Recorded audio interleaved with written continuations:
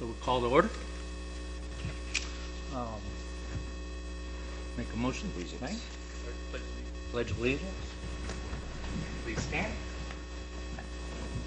I pledge allegiance to the flag of the United States of America and to the republic for which it stands, one nation, under God, indivisible, with liberty and justice for all.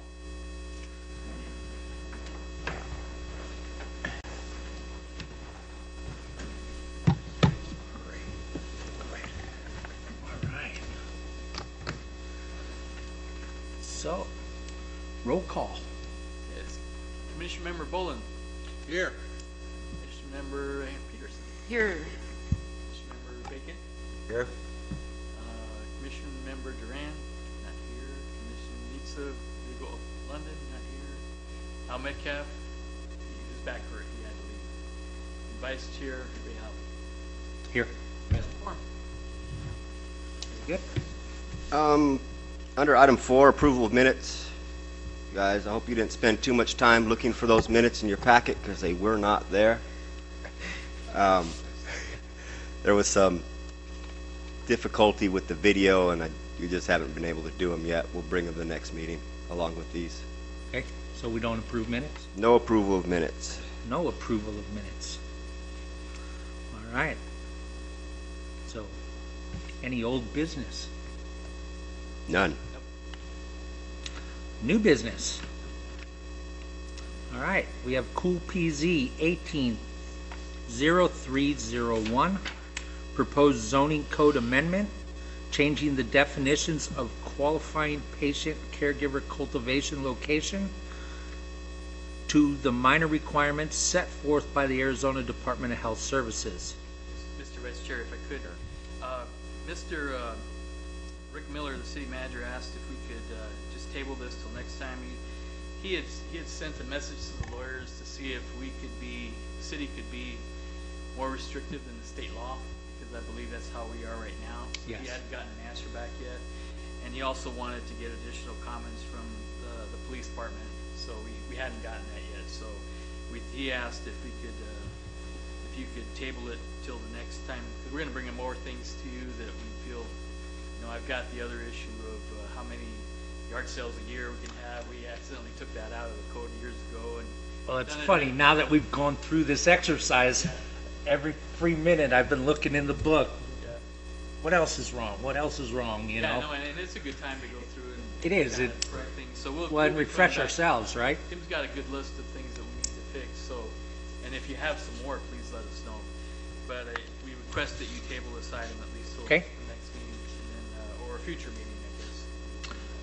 How about Cool PZ? So just if you would just say, I'll look for a motion to table, and then okay. the members can make a motion to table in a second, and you vote for it, and then that'll officially table it. And Very then go good. to the next item.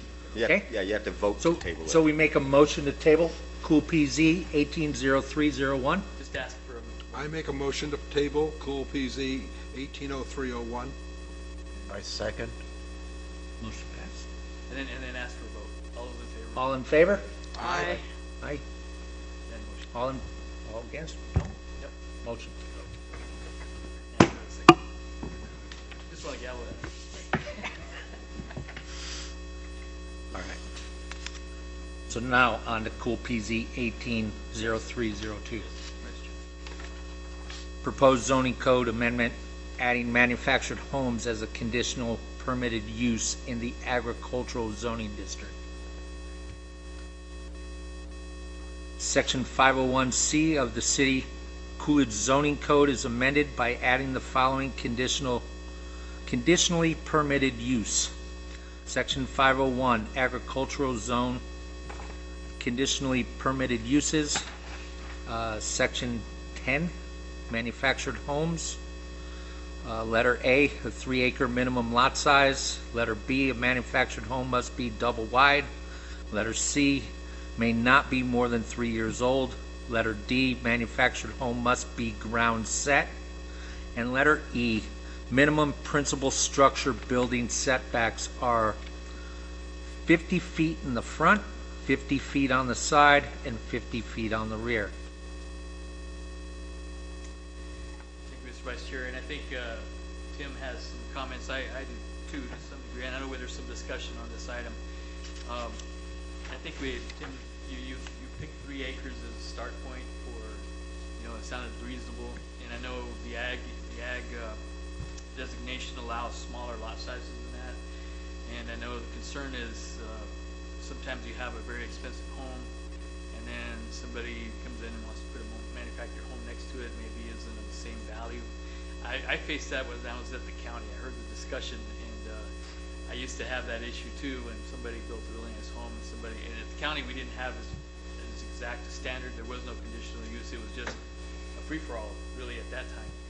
And you had 1.25 acres, you could put in whatever you wanted to. And so you'd have a really expensive home, and somebody would come in and put just an older mobile home in there and complain and say, look, I just spent $250,000. Why are you letting that other unit come in next to me? Well, sir, you're right. The zoning code allows that. So, I've seen it where it's gone that way where people are upset over the value. So it's, I think, Tim, and your reasoning was that, we talked about this, was that it doesn't allow them at all, right, in the ag zone at all? Right now, you cannot put manufactured homes in the ag zone. At all. And I mean, that you think that's a place where you could put them, because Right. maybe That's logical. yeah, and then what if somebody's got 5 acres and wants to build a house later, and they put a nice manufactured home there, and then build a house in front of it, get permits, split the lot, you can do that. I even thought of doing that. So, on these conditions here, I just kind of came up with these, So they're spitballing. They're debatable. This is discussion, action, public hearing, if anyone wants to speak. Under 10C and D, may not be more than 3 years old and must be ground set. These are standard conditions we apply to all mobile homes throughout town. in the city. Yeah. And the only most of town on the east side of the boulevard allows manufactured homes as a conditionally permitted use, and those are 2 of the standard conditions Right. among whatever else the commission may apply. The 3 acre, just kind of threw it out there, along with the increased setbacks. My feeling is manufactured homes aren't that desirable from a development standpoint. They hold no value over time. It's a personal opinion. Some fact to that. Yeah, I mean, that's true. But we're here to discuss this, and this is where I started. You tell us where you want to go from here. Mr. Chair, if you want to open it up for discussion, then. All right. So, how do I do that? You just say, and then you can start on one end, Mr. Boland, do you have any comments, then you just go down. Oh, gotcha. Mr. Bowman, any comments? I have many. Jackpot. The first off is the 3 acre minimum You sent me lot that size. way. I really feel that requiring that much space for a mobile home is restrictive to the property buyer. We sell a lot of, we don't sell, we have a lot of 1.25 acre, in fact in the city limit, we have 1 acre properties that are buildable on in the city limits to put a house on, but they can't put a mobile on it if it's an ag zoned area, and a lot of the area to the east of the city is zoned ag. So requiring a 3-year-old, so a newer home, requiring a double wide home, again newer home, a ground set home, all of those things are great, okay? But requiring them to require 3 acres, I don't think so.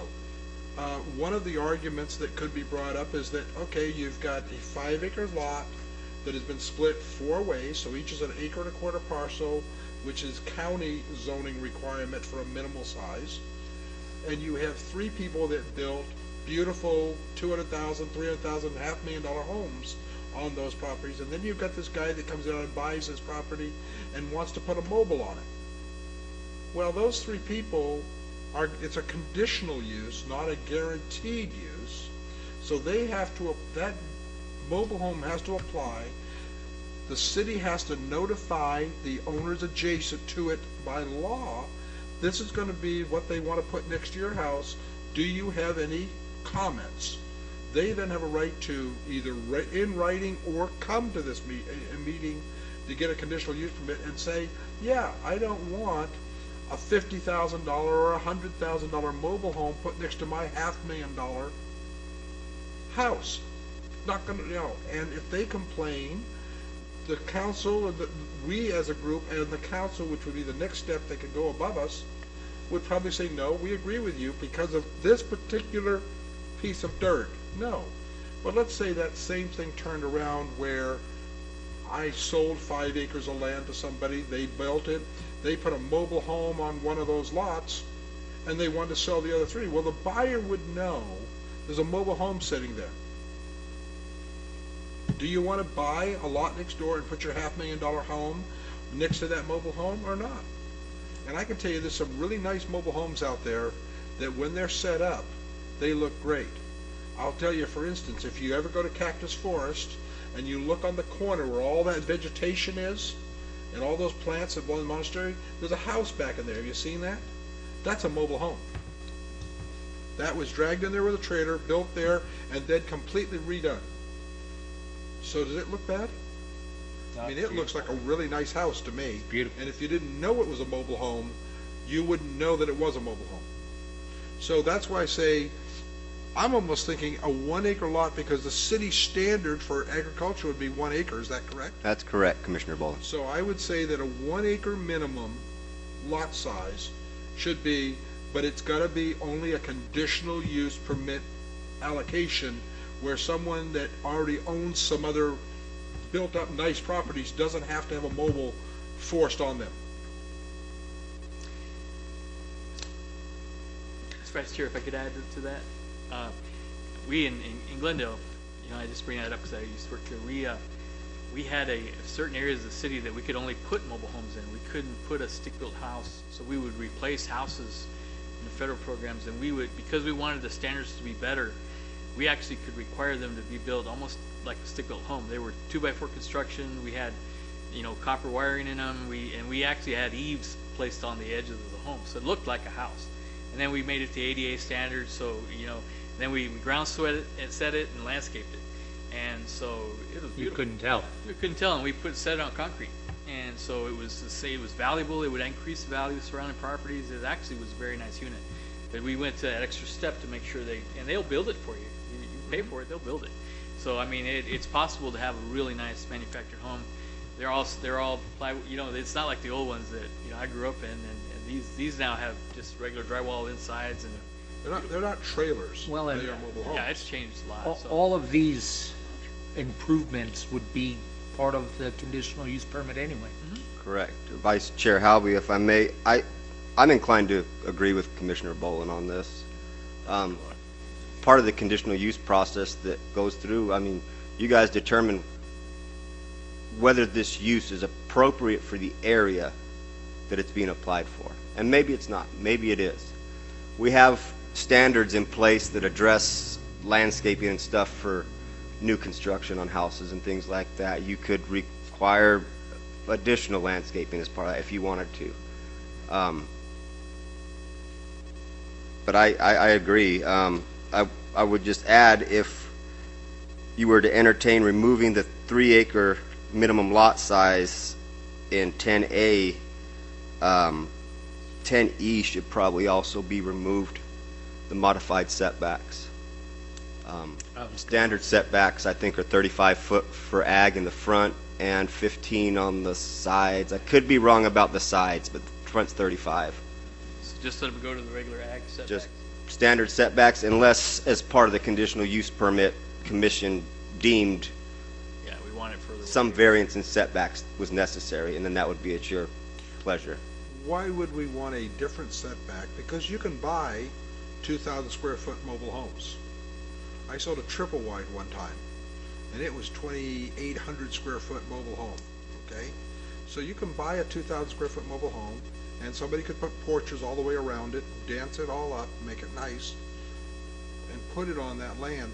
Why would there need to be a different setback for a 2,000 square foot mobile versus a 2,000 square foot site-built home? I do not know why, Commissioner Bolin, but there may be a reason that comes up in the future. And that would be at the commission's discretion in consideration of each particular permit applied for. Yeah, you could have, I could think of a situation where you could have somebody has an expensive house and they'd say, you know, I don't mind it being next door, just so I just don't want it right up against my house. So if he's willing to put it in the center of the property, I'm okay with it. I mean, you could have something like that. You know, anything can happen. Perhaps the neighbors have set theirs back at 50 feet already, and you don't Yeah. want this thumb sticking out. I mean, there may be reasons. But it could be covered under the conditional use, like you Yeah, said. but let's leave the standard the same for the lot, no matter what they're having for a property on it. I mean, I understand why we don't want a 1920s or even a 1990 or a 2000 mobile home dragged in on a property and set up. I can understand it, and I can understand wanting to have it ground set because anything else is ridiculous in my opinion. So, yeah, I think there's no need for a change in setbacks from normal for that acreage, nor, and again, we're back down to the 1 acre lot, which is the minimum standard the city states now for a 1 acre lot in the outlying area of the city, in the agricultural district of the city. So I'm hearing potentially removing 10A and E from this as it's written. Is there any dissent with that from any other commission You members? may want to talk. I was going to say, I'd like to hear if Hannah has anything to add. I don't. I think I agree that it was overly restrictive, but I agree with these options. And Ken? Phil? Huh? Bacon? Bill? Sorry. I agree that, I mean, that would have been my only concern was a 3 acre minimum lot size. I think an acre, I think that's good. It's more reasonable. As far as setbacks, no, I have no opinion on that. Like you have a concurrent, so then somebody can make the motion to recommend that item be approved with those changes, and then we could take it forward. I'm sorry, I have one more question Sure. before we do that, okay? Where does it say anywhere here that an agricultural zone is required to be 1 acre minimum? It don't will see be on the, Should be on the, let me find it. see who find it first. I got the paper. I mean, I'm looking at 501 agricultural zone AG, and I see nothing in there that says it's 1 acre. Be on your, Minimum lot size on, Oh, I see, never mind. yeah, Section E, you're right. page 29. Yep, Section I E, found it. minimum lot 1 acre. Okay. All right, thank you. It's a tie. because I didn't have a mouse, I gotta use that Like, finger. All right, I'm done. Good? Louis Chair, if you'd like, just call in a motion to approve with those changes, and then if everybody votes aye, then we'll carry that forward and go Okay. to the next one. I'd like to make a motion to approve Cool PZ 180302 with the amended changes that we recommended. All in favor? Well, you have to get a second. I'm sorry.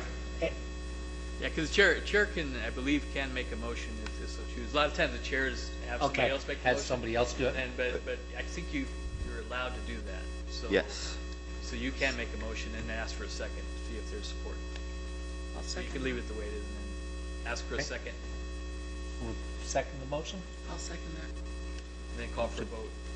Okay, all in favor? Aye. Aye. Aye. Ask opposed. What's that? You usually say any opposed? Today already. Any opposed? Yeah, everybody unanimous. All right. Buddy, And we don't have a studio audience. did they need? We could. We said public hearing, so who? There's technically no one open. But here. we said public hearing, so. Yeah, we did Probably, say, yeah, these are all public hearings, so, So probably when we start each one of these, just like we did mention public hearing on the first one, just Okay. say, is there anybody in Any- public? anybody just from for the public record, wanna you speak? know, And then we'll start it on. we know there's no one here, but maybe people watching will think we skip people in the audience. Yeah. Or- Transparency. Right? Perfect. or Try to find. So you'll open it, ask if anyone wants to speak. Seeing no one, approach the podium, we'll close the public hearing. Okay. All right, moving on. Letter C. Cool PZ 180303, proposed zoning code amendment removing the requirement relating to accessory buildings within the agricultural zoning district. Section 1003A of the City of Coolidge zoning code is amended by adding the following exceptions related to accessory buildings. Section 1003, accessory buildings, uses and equipment. General considerations and restrictions. Accessory buildings and garages in residential districts shall not exceed the height of the principal structure and shall not be located within the utility easement, except accessory buildings and garages on lots or parcels having a minimum size of 1 acre located in the agricultural zoning district shall have the maximum height as outlined in section 501, table F of this code. No accessory building, number 4, no accessory building or garage for single-family homes shall occupy more than 25% of the rear yard nor exceed 800 square feet of floor area, except that garages which exceed the aforesaid maximum may be allowed with a conditional use permit. Lots or parcels having a minimum size of 1 acre located in the agricultural zoning district do not require a conditional use permit for accessory structures exceeding 800 square feet. Mr. Chair, Tim will take this. So, Commissioner, Vice Chair Halby, Commissioners, as a commission, you guys have seen some of these conditional use permits come through for RV garages and shops out in the ag zones that are 1,200 square feet and things like that. Things that are not out of line with that kind of lot size and area. I mean, when you buy an acre of land, you're probably going to have more than a house on it. Maybe you have some horses, but the shop is not out of line. You know, in a residential district, when you're talking about a 5,000 square foot lot or a 7,000 square foot lot, that 800 square feet is appropriate, and the 25% lot coverage would still apply to these. But in the ag districts, you know, maybe you don't build a 2-story house, you just have a single-story Santa Fe thing, but you need a tall garage for your RV. Maximum building height for the area is 28 feet, which is ample, and it doesn't have the visual assault that it would in a denser development. The ag, it's open, you expect these kind of uses, and I feel it's an undue burden on the citizens to have to go through this conditional use process for something that's expected in that land use category. So the 25% rear lot coverage would still apply, but we are proposing to remove the conditional use permit for over 800 square feet or taller than the house. We think both those are appropriate. You still can't build a 20,000 square foot shop because you're going to bump up against that 25% lot coverage and you only have 43,000 square feet. So there are still some mechanisms to prevent wall-to-wall building. Setbacks are still going to apply, but we feel that the people in these ag districts were wasting their time and yours by sending them through this process. I feel that, I guess. And then I'll entertain any questions you have about that. Commissioner Bacon, you have any questions? No.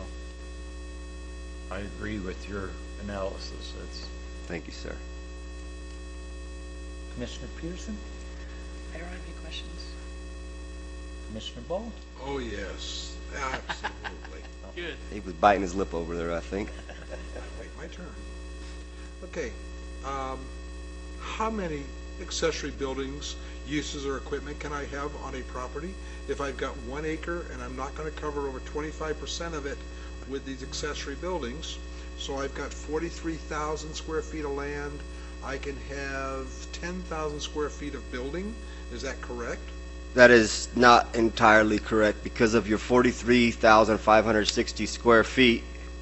If it unencumbered by any easements, road easements and such, you already have a 35-foot setback the depth of your house, and the 25% lot coverage is based on your rear yard.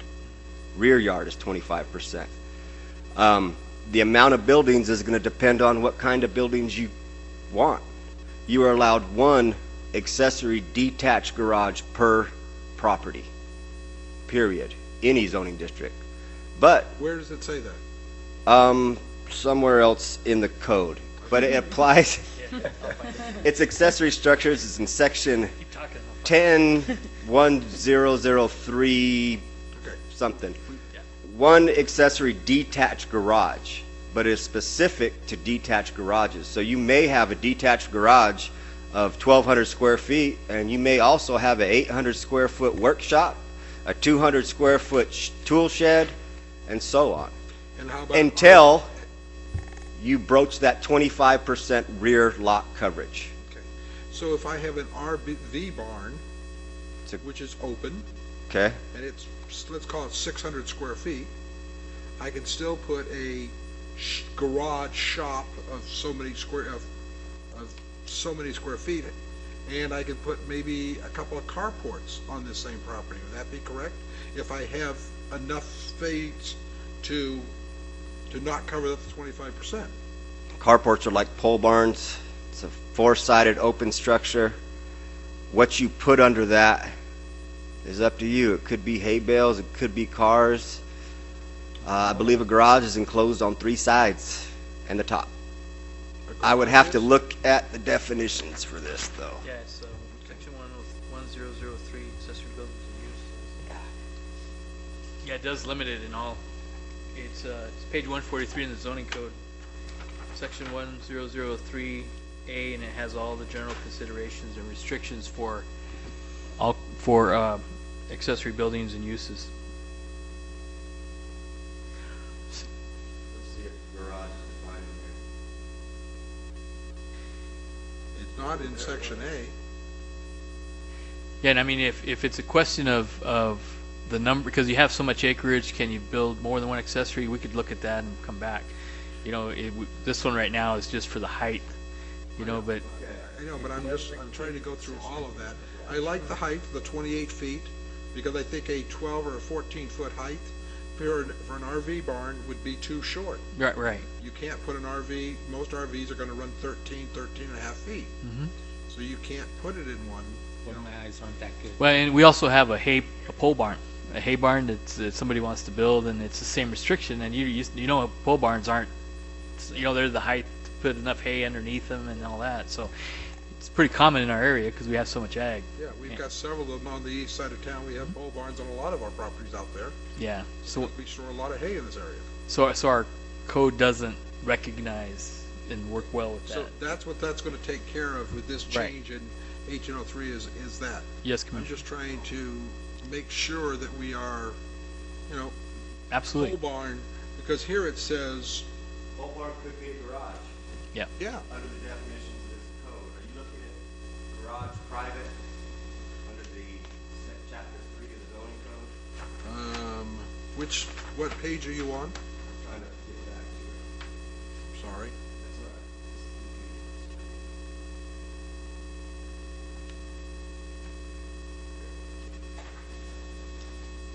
Get the mouse. Like on the next page, 14.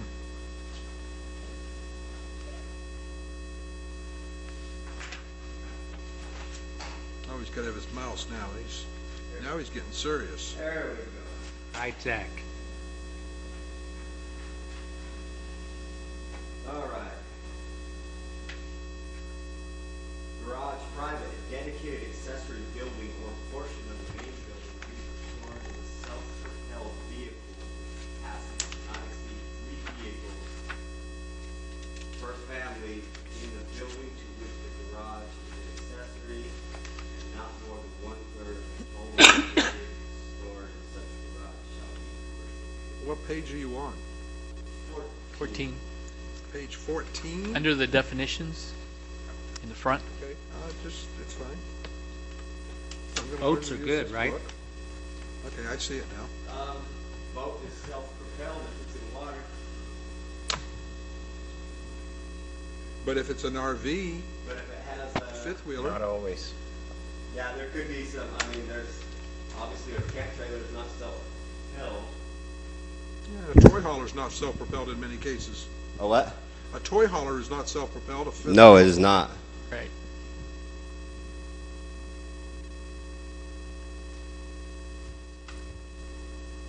So we could look at that further beyond this. If it's your pleasure to go ahead and approve the height requirement, then we could take notes of the, the concerns, and then go back and look at them, and then come back to you later with some recommendations and changes, if that's your pleasure. This is, you make a good point. What's a garage? I mean, they build a detached garage and they come in and they permit a pole barn for hay, as far as we know, and we say okay, and then they take the hay out and park a motorhome in there because their quads and boats are in their garage. We can't police that. I mean, No. I guess we can if we really wanted to We get don't- active, we but don't have the manpower to do that. Well, I think it's a waste of everybody's time. It's not But our it's a good intent. point. Okay, I'm just trying to understand what's possible. Right. Because I work with a lot of this out in the county, or well, in the city that used to be the county. Perhaps we could entertain amending the definition of a garage, or adding a definition for garage detached. Okay. Right now, it's differentiated between private and public. Detached is not in here, but Well, that brought up the part that I was concerned about. The amendment, they were talking about section, Cool PZ 180303. I'd like to, make a motion that we accept that as it's written, with the changes that are in blue on our paper. All right, Mr. Chair, please call for a public hearing first. Okay. oh yeah. And then just open it up, and then We'd like to open this up at this time to the public. see, any comment? Any comments? Seeing none, I close the public hearing. Okay. I see no public, so we'll close the public hearing. And you have a motion on the floor, so then somebody can second. Mr. Bowen, you made a motion to approve as written. Anybody second? I will second. Thank you. Mr. Bacon, approved as written. No, they call for a vote. I'll call for a vote. All in favor? Sorry. I'll get this, I swear. Aye? All in favor? Aye? Aye. Any opposed? Any opposed? No? Motion carries. Bang. Motion carried. All right. Good. All right. Next one on the list. OPZ 180304, proposed zoning amendment, an amendment to fix an error or omission in section 1005A of the zoning code. Section 1005A of the City of Coolidge zoning code is amended by adding the following correction. Section 1005, setback and height encroachments, limitations and exceptions. Letter A, requirements in any yards, and requirements in any yard shall not apply to. Mr. Chair, Commissioners, this is basically one that Rick Miller brought up. It's always bugged him. It's actually the section that says requirements in any yards on page 149, setback, height encroachments, limitations, exceptions. So it's supposed to be that the requirements in any yards shall not apply to posts, sills, pilasters, lintels, but the word "not" was left out. So those items below there really are things you find in the side yard, like the overhang, the AC equipment, things like that. So Flagpoles. Yeah, it was always meant to be not apply, but it's just a typo. They left the word out, so we thought, okay, this is a chance to just correct it. It's real simple. That's all it is, and so that's all we're doing. So you may want to open it up for public comment, and if there's nobody there, So we'll open it up for public comment. Nobody from the public approach the podium. public So hearing closed. we'll open it up for discussion. Close it. Oh, close the public hearing. There you go. Okay. Now open it up for discussion. Now we'll open it up for our discussion. Commissioner Boland? No comment. and then go through. No comment. I'm good. Commissioner Peterson, I have no- you shocked me. Commissioner No Bacon. comment. All right. So we'll open it up for a You need vote. a, Yeah, need I'll, a you- motion. yeah, I'll just ask for vote, Okay. motion and then Any motion to pass? to approve it. I will make a motion that we approve Cool PZ 180304. Anybody second? I'll second. All right. All in favor? Aye. Aye. Aye. Opposed? Okay. Opposed? Carried. Motion closed. Everybody said yes, so I Yep, think we're yep, good. you're good. Thank you. All right. Letter E. Cool PZ 180305, proposed zoning code amendment, an amendment changing the distance requirement between medical marijuana uses. Section 1008D of the City of Coolidge zoning code is amended by adding the following requirement. Section 1008, medical marijuana uses, section or subsection D, distance requirements, and we are changing that to say medical marijuana dispensaries shall not be located within 1,320 feet of another medical marijuana dispensary. Vice Chair Halby, as this is written now, there's several distance requirements in here. There's 500 feet from schools, churches, rehab facilities, substance treatment facilities, daycare centers, and 1 mile from the boundary of the Gila River Indian community. And it applies blanket to all uses, dispensaries, cultivation centers, infusion facilities, just all of them. Now, it's our feeling that there are some reasons to separate some of these uses, dispensaries in particular. The storefronts where the public and cardholders would access these. If you remember back to the days when we had title loan companies and payday loan companies, and you just would see them lined up and filling up a strip mall. That's not what we really want. I think that was the purpose behind the distance requirements. So we have actually proposed to increase the distance between dispensaries to 1,320 feet, a quarter mile between dispensaries. However, we are proposing also to remove any separation requirements between cultivation facilities, infusion, the grow operations that don't deal with the public. It's, I would liken it to an industrial manufacturing use. If you had a guy making widgets, there's no reason why another factory making widgets needs to be 500 feet from that guy. Right. From a compliance and policing standpoint, I think it makes more sense to have them in proximity, and I don't see a value of imposing a separation requirement for a facility that the public doesn't use. They rarely have signage. They're only allowed in the ag and industrial zones, and they are also only allowed by conditional use permits, so commission would decide whether it's appropriate or not ultimately and know how many were there. But I think an argument can be made that 4 entities clustered together is preferable to 4 entities scattered about the city in different places. And I just don't see any reason for the separation requirements in that regard, but Yeah, that is my opinion. Yeah, it's the same concept as an industrial park. You know, we have different businesses, and we do have an industrial park with a cultivation facility there. And usually you don't know what's happening in those buildings. There's no signage. There's, you know, the people go there to work and they leave, and so there really isn't any foot traffic from the public at these facilities. The product goes up to Phoenix or somewhere else where there is a dispensary, and that's where it's sold.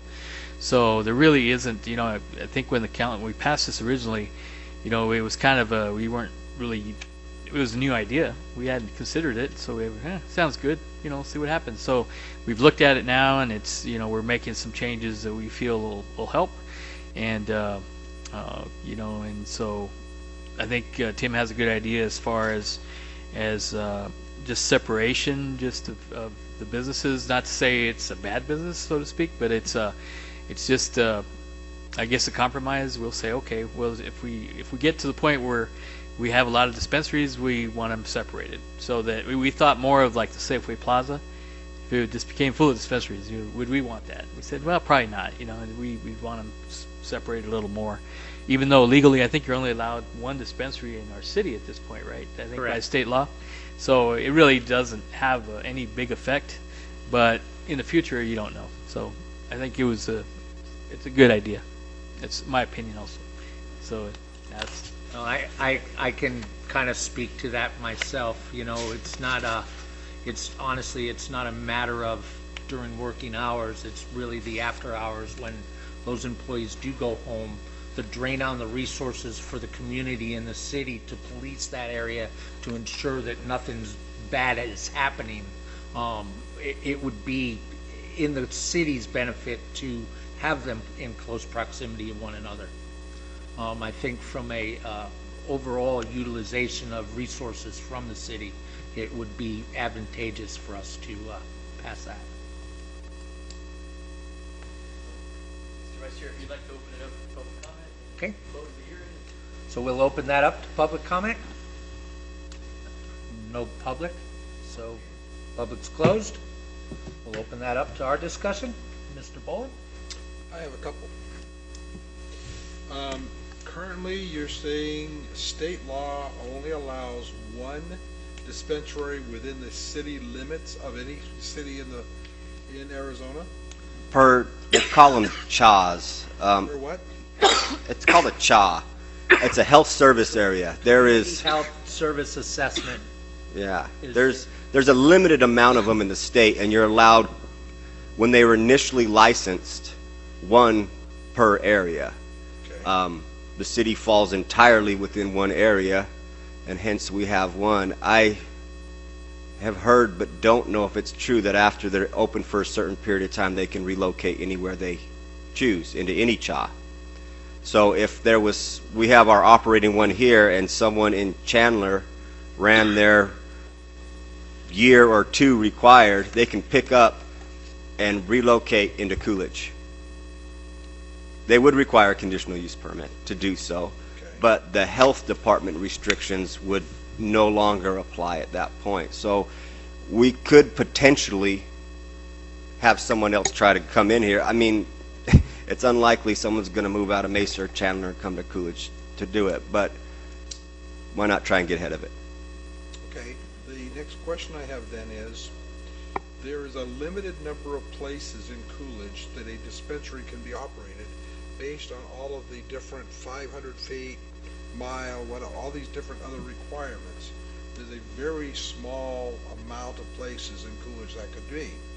When you add this 1,320 square feet distance, does that not eliminate a large number of those areas that are currently potentially permitted? Great question. I know, I come up with these all the time. I like it. How does he do this? So I wanna do dispensaries are allowed, I believe, in the C zones and perhaps the I zones. Yeah, because the one we have now is in the industrial park. It's in I-2. It's in I-2. But I think they're allowed in some of the Across from Bright. commercial zones I would as think they'd be well. allowed in C. Yeah, let me look. It's conditionally permitted. Give me a second. I'll give you an answer here. When this all came about, when they first started allowing dispensaries in Arizona, I had a number of people approach me looking for a building in Coolidge to open a dispensary in, and they had a map given to them by someone that said it can only be open in these areas, these select places are the only places that can be opened. I'm familiar with the map you're talking about. It's on the city website. It is on the city website. The map is exclusionary zones. It identified at the time where churches, daycare centers, schools, and such were, and then provided the requisite buffer around them. Okay, all right. That map's probably not up to date anymore. I can bring it up for reference if you guys want to see it. But those things get checked at the time of application, or honestly, I would check it prior to letting them waste their application fee. No, you can't do it here. So it looks like C2, C3, I-1. and then the I zones. So on our zoning map, lots of purple areas. Technically, you could go at the airport. We've approved them out there. Yep. And then I think agriculture, right? But on the boulevard, on I the was gonna say boulevard, which is Safeway. predominantly C2, actually, it's all C2 and C3. I'm not sure you could do it in the Safeway Mall. You'd be within a mile of the Killer River Indian community, I believe. There's a church. Oh, in yeah, there. you would be. Yeah, there's- Perhaps.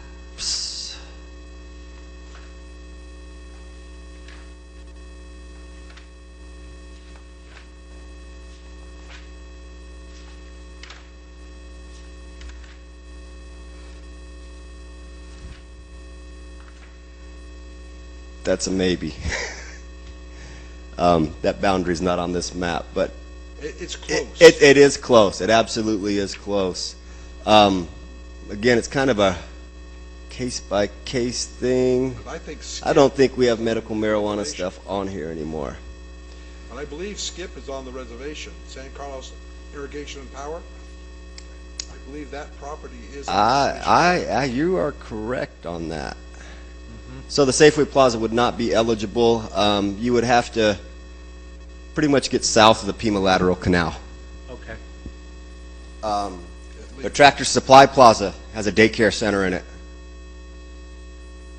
There's a church at Sproul in Arizona Boulevard. So they're But those are 500 feet requirements. Yeah, but 500 feet's a long time. A long place. 500. Most of your city blocks on the boulevard aren't that wide.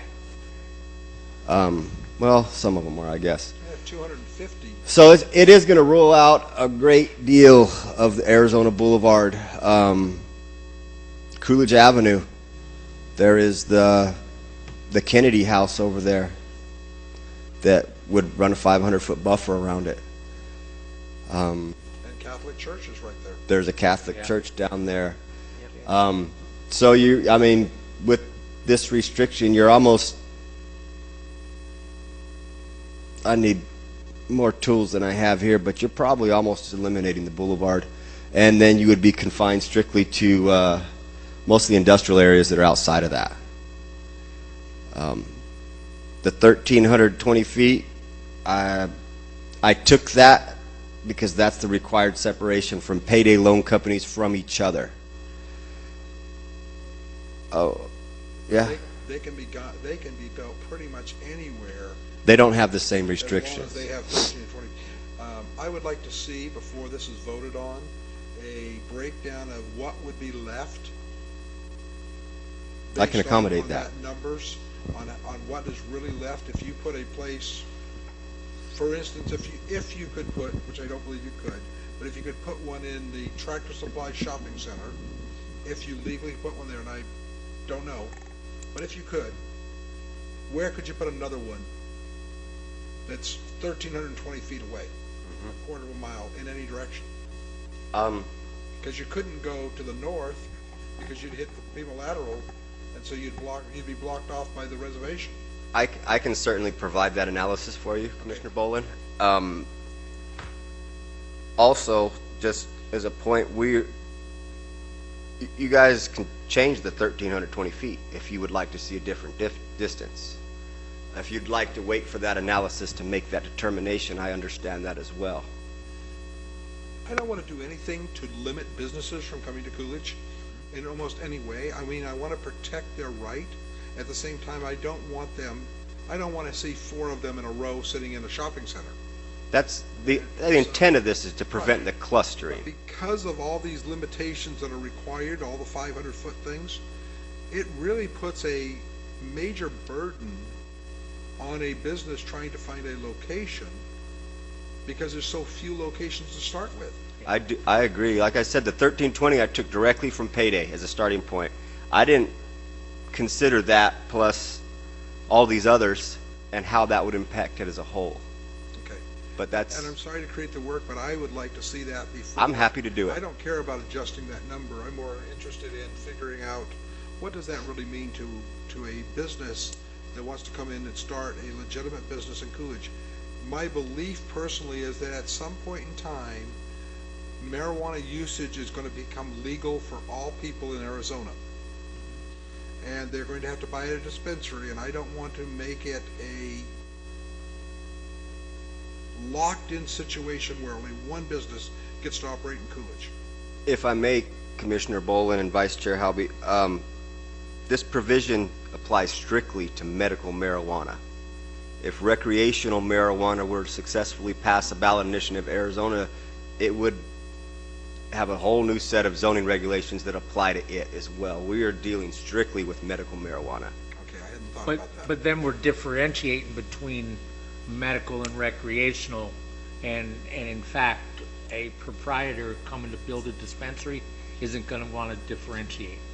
The state, and even in the states that have passed such laws, differentiates between medical and You have to recreational. for tax purposes, Right, but not for distribution purposes. okay. Yeah, I understand. What do the other members feel? I mean, am I just barking up a tree here that you don't care about, or what do you think? No, I care about. No, I'm right on the same page. I don't want to discourage any business from coming into town. I think we need as much economic growth as we can handle. Yeah, absolutely.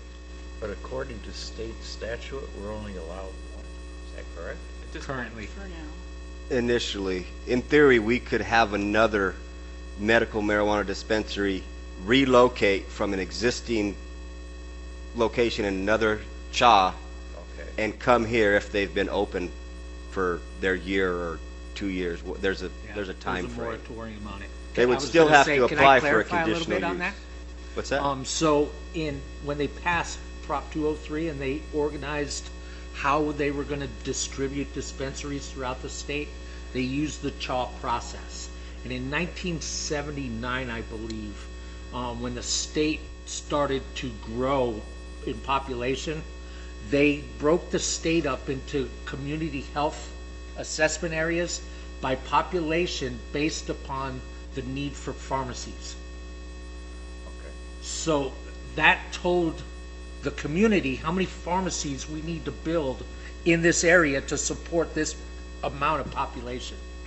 That's why in Mesa you'll see a pharmacy on every other corner, but in Coolidge we have A few. a couple.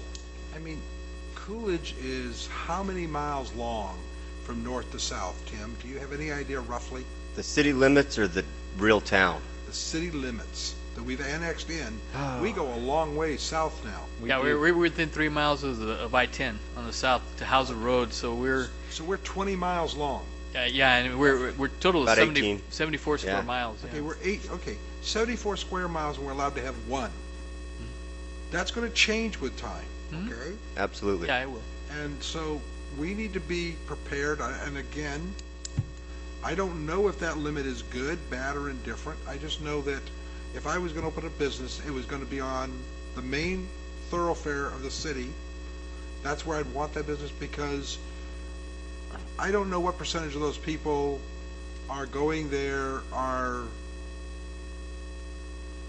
they do it as a thought where they go there and they can be in, is if they drive by it and they see it. I mean, you don't normally see them hidden in the basement of a building where nobody knows it's down there. They're out there advertising so that the clients, people that have the legal right to purchase that, will come to their store to spend money at their store rather than going to some other store to spend money. Agreed. Yes. Vice Chair Halby, Commissioner Bolin, if I may, the current restriction says 500 feet from any other medical marijuana use. My intent behind this is to remove that restriction from the cultivation and infusion facilities. If you so desired, this could be reworded to simply say section 108D.1, medical marijuana dispensaries shall be 500 feet from any other medical marijuana dispensary, and hence eliminating the cultivation and infusion and so on. If I am more than happy to do the analysis, kind of like doing that kind of stuff, and I'm probably going to do it whether you guys vote yes or no at this point, because you planted the seed in my head. But this is the proposed text I've given you. You have the ability to table this until you see that analysis. You have the ability to modify this verbiage or that number or whatever you decide.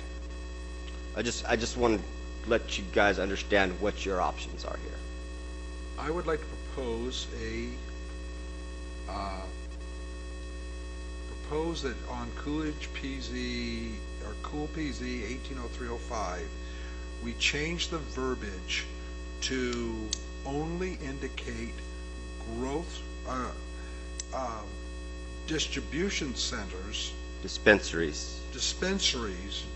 to 500 feet, but that areas where it is production, where factories exist, there be no limitation on how many feet they need to be apart. So they could be built side by side by side, for all we care, with 15 companies operating them, because that has no effect. And as pointed out, the control, policing, and watching over would be a great deal easier for law enforcement personnel from any law enforcement agency that wanted to supervise, watch, control, whatever, those growth production facilities. So that's where I would like the limitation removed as for where they can be located as far as regards to another facility. I understand. So if we built 50 acres of land and everybody bought an acre and built their own facility, we'd be good with that. So would we just strike out all of number 1?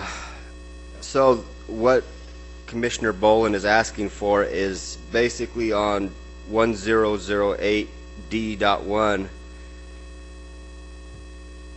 currently reads 500 feet from any other medical marijuana use to be amended to medical marijuana dispensaries shall not be located within 500 feet of each other. There you go. Perfect. Yeah. That'll work. But what about the other one? Where do we eliminate the other restriction where it's, or does that eliminate it? It That does, eliminates because you it. define dispensary. Yeah, that'll All right. Yeah, we confine it specifically to that, whereas before it was all uses. right. That'll limit this to dispensaries. So And can I will still be happy to share the analysis that I'm going to do on it, but I'd still like to see that, just for knowledge and enlightenment. There's no rush, but I would like to see that. Are we ready? I have noted your suggestion. You guys may continue or motion or whatever the commission's pleasure is. Mr. Boland, do you have any more? I'm good. I'd like to get this proposal in and approved if they. I believe Mr. Boland made a motion, right? That was a motion? Did make a motion? He made a suggestion Oh. of what he would like to see. He will, To make a motion at this time that we approve Coolidge PZ 180305 to read that 500 feet from any other medical dispensary. Okay? And that's my motion. Tim, do you want to read it like you wrote it? If we may, he can reread it, see if you agree, and then we'll put it that way. Mr. Commissioner, see if you agree. Vice Chair Halby, Commissioner Boland, for clarification purposes and just clarity of interpretation and dealing with this in the future, I would point to the amendment as proposed, and it sounds like we are striking 1,320 and replacing that with 500. That's correct. That's correct. Okay. As is your motion. That is my motion. That's, yes. Okay. Do I have a second? I will second. Thank you. All in favor? Aye. Aye. No nays? Carried. All right, great. Thank you. All right. Thank you, gentlemen. On to the next one. Letter F, Cool PZ 180306, Proposed Subdivision Code Amendment. An amendment to fix an error of omission in Section 4-1 of the Subdivision Code. Section 4-1, general, Chairman, I'm sorry, this one cannot be discussed this evening. okay? If I may, Vice Chair Halby, this item came out of our discussion from last month. It was something that Commissioner Metcalf noticed an omission in the subdivision code. In review and publication for our items tonight, I submitted all 7 of these items for publication to the newspaper because that was the advertisement deadline, but I had not heard back from the attorney yet. Okay. The attorney advised me this was simply a Scrivener's error. I can go ahead and fix it. It was obvious. We put it back in. Had there been members of the public here, which we will note there are none, who came to speak on this, we would have listened To them? to what they had to say. But seeing as there are none, it's not really even a case. And if I may continue, our next item relating to a city code amendment, also advertised at the same time. The Planning and Zoning Commission does not have the authority to affect city code. So the proposed amendment relating to swine in the agricultural districts will be pursued, but it will be pursued through council. Again, had members of the public showed up to discuss this item, which we advertised the public hearing for, we would have heard their comments and taken notes and relayed them to the council and incorporate them into our staff report. But the commission has no authority to act on that, so we do not need to discuss either one of these since we have no public here. And you still have a right to, if you want to attend the council meeting or listen and look at what we wrote. If you have comments, we certainly listen to you. And then at the council meeting, you have every right to go up and say, hey, we like that or we don't like that, obviously. It just doesn't, the attorneys felt it wasn't under the zoning portion of it, so legally we couldn't bring it to you. We had it on here to bring it to you, but they said, no, it needs to go straight to council. Okay, well, that's fine. Okay. But it wasn't that we didn't want to bring it to you. So.